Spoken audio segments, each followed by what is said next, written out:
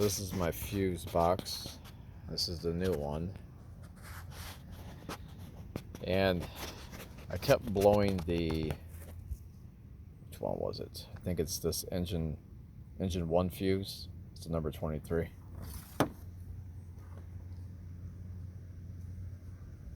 Yeah, number 23.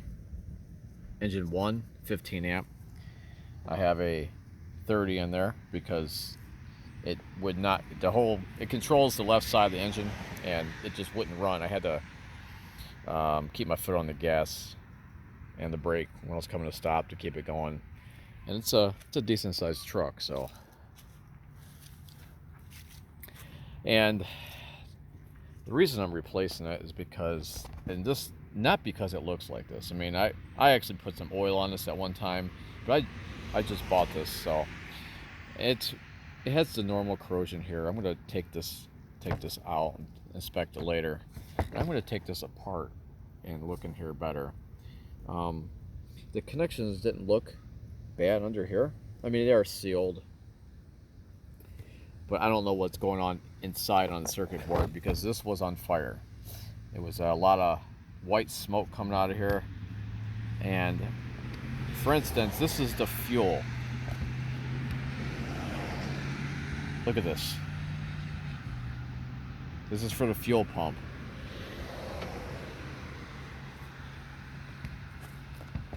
And this one I think was for the lights. These are the relay modules.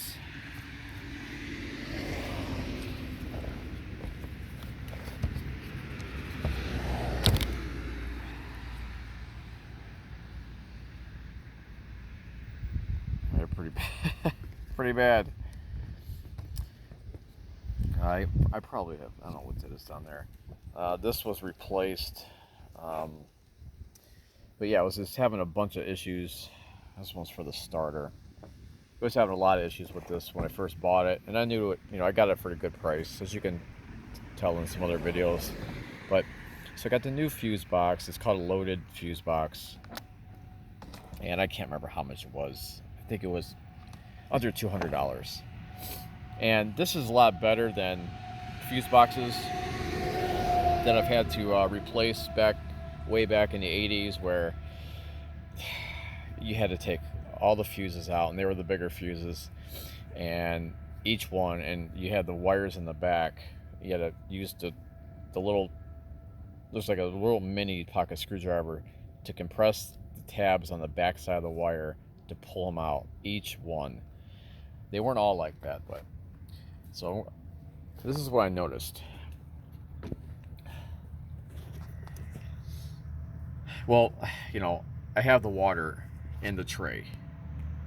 As you can see, there's water in the tray. These were mounted in there pretty good. They came out and they were clean. They're all clean.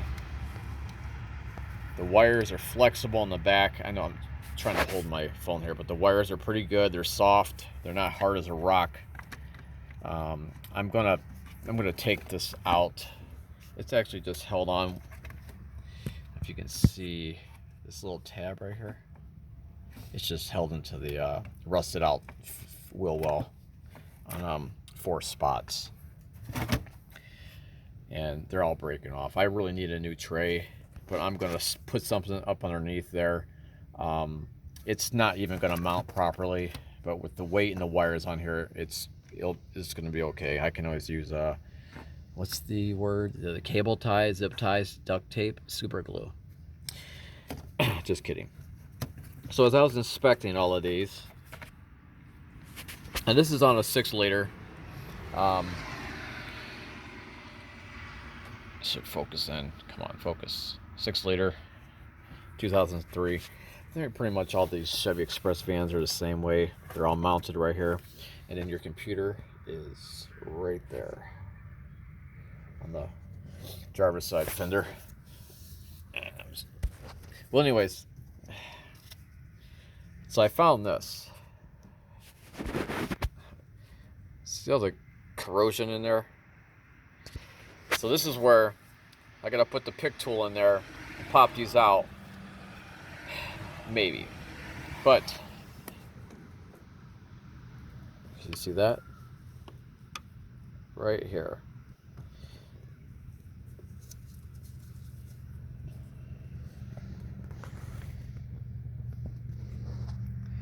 All right. Come on, I don't know why it's not focusing. Well, these wires are, there's a bunch of them. You can see two in the video. I don't understand why they're exposed and green, because this plugs into the top. Unless the cover, because that gets plugged in right here on the top.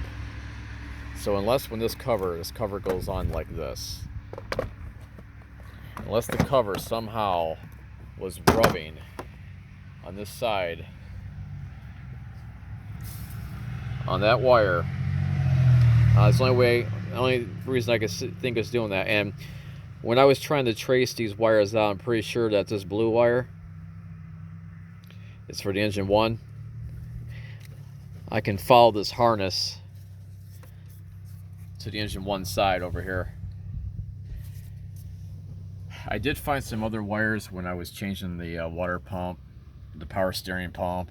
I did the oil pump, timing chain, timing gears, cam seal, crank seal. But you know, if you can see right in there, there was some other wires that I repaired, and those wires actually, oh, there we go, you can see it better.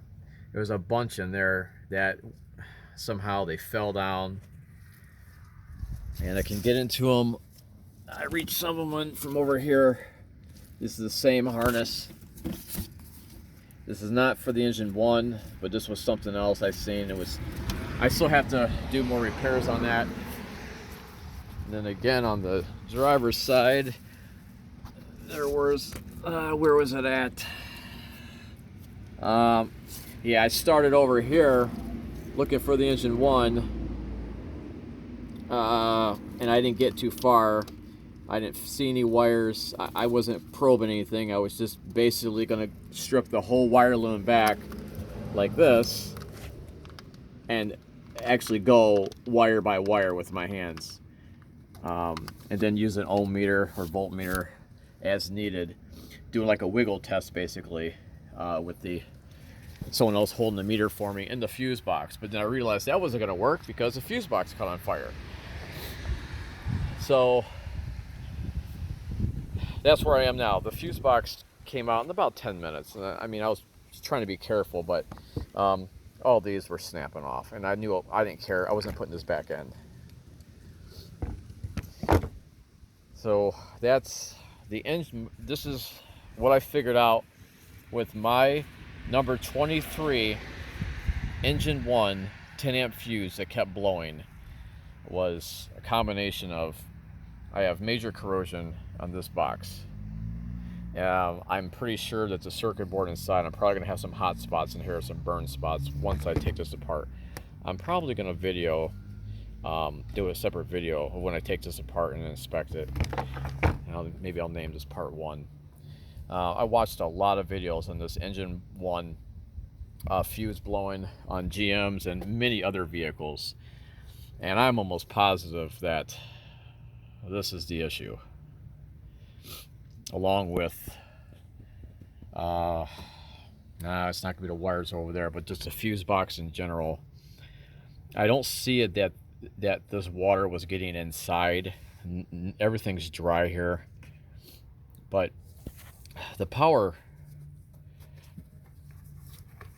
that controls some of the upper relays, the power, I don't know if you can see this too, these are green in here, and these wires are pretty hard. I know they're a stranded wire, not a braided, so they're going to be harder, but the connections looked good. So these are a harder wire, especially this one over here. This one was pretty, nope, this was the one I cleaned up. It was this one. If you can see that green in there, let's see, right there. Yeah, it's pretty green and wet. And the wire, the cable I'll show you one more thing. Just try not to, I didn't disconnect the battery. I'm one of those that never disconnect a battery. But I also don't use the test light and back probe power into the battery either. At one time, someone looks like they tried to clean this, but I'm going to peel this back and fill this out and see if I'm going to take some of this insulation off and see if this is green in here, because you can't see. It's good here. I actually cleaned these up when I first bought the vehicles, I remember now, and this was pretty green. It was caked up just like a battery would be, but the battery's hot right now, so I'm going to cover this back up with the trusty rag, because you know that's the safe way, huh? This is I mean, it's not going to blow a fuse. So this is what I'm going to do. I'm going to put some underneath here to shield some of the water that's coming up from the rusty fender well. Hopefully it stops this.